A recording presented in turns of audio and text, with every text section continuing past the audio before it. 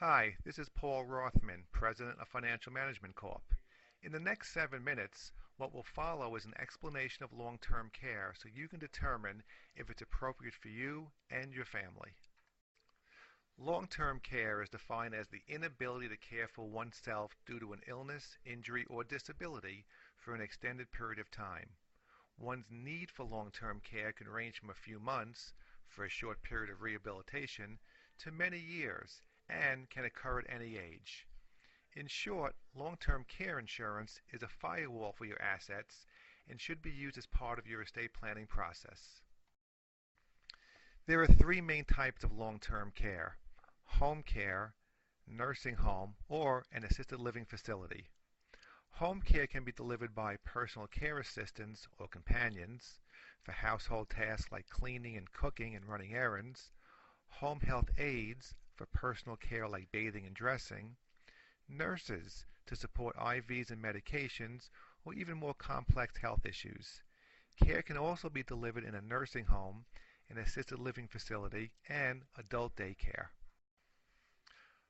Of those who need long-term care, an astonishing 40% are under age 65, and 70% of the people over age 65 will require some long-term care in the future.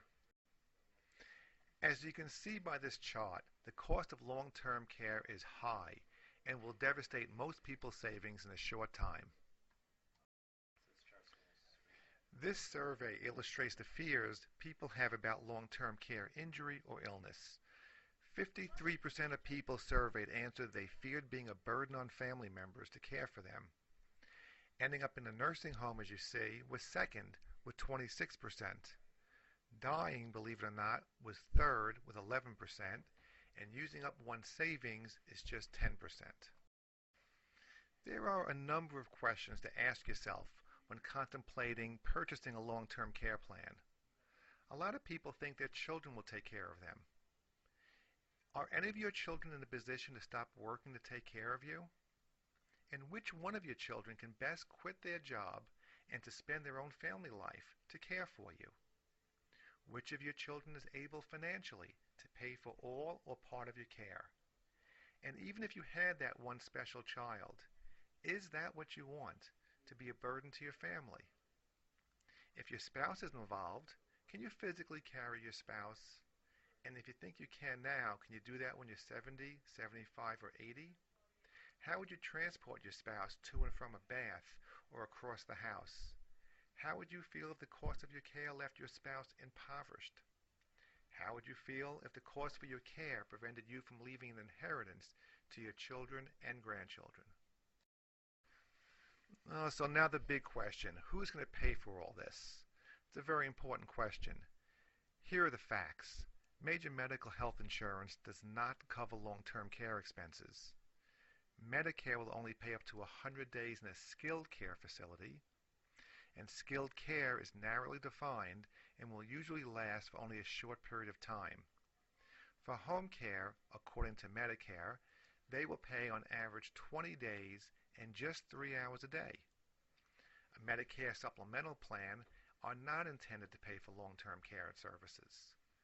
To obtain Medicaid benefits for one spouse, you basically have to be impoverished by spending down all of your assets.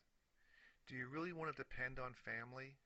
Can you depend on your family for long-term care? They will have drastically changed their lives to care for your needs. This can be a 24-hour, 7-day-a-week job. Well, what are the funding alternatives? As you saw in our last slide, there are few, and here they are for you to read. Obviously, for most people, a long-term care policy is the most effective way of addressing this need. When do the benefits of your long-term care policy begin? Well, there are two ways the policy will pay. If you can't do 2 of the 6 daily living activities, and they include bathing, toileting, dressing, eating, transferring, and continence. Transferring means going from your bed to a chair. Or if you have some kind of cognitive impairment, with the most common one being Alzheimer's. If you can't do 2 of those 6, or cognitive impairment, with doctor certification, then the policy will begin paying for your benefits. So now the question is, when should I buy? The fact is, you won't become any younger or healthier than you are this very second. And please don't forget about inflation. Every year, long-term care costs rise. And while you wait, the amount you will pay for insurance continues to get more expensive. There are only two mistakes you can make regarding long-term care insurance.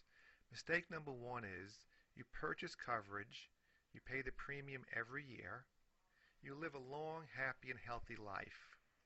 You end up dying in your sleep, and you never receive any benefits from the policy. Mistake number two is you stay self-insured, which is what you're doing right now, then one or both of you needs care. Not only do you pay for it out of pocket, but the rest of the burden is placed on your family. The financial risks are too high, and the potential burdens to loved ones are just too great to do nothing. If you feel long-term care is an important part of your financial protection, contact us. We are specialists in this field and will design a policy that's appropriate to your needs.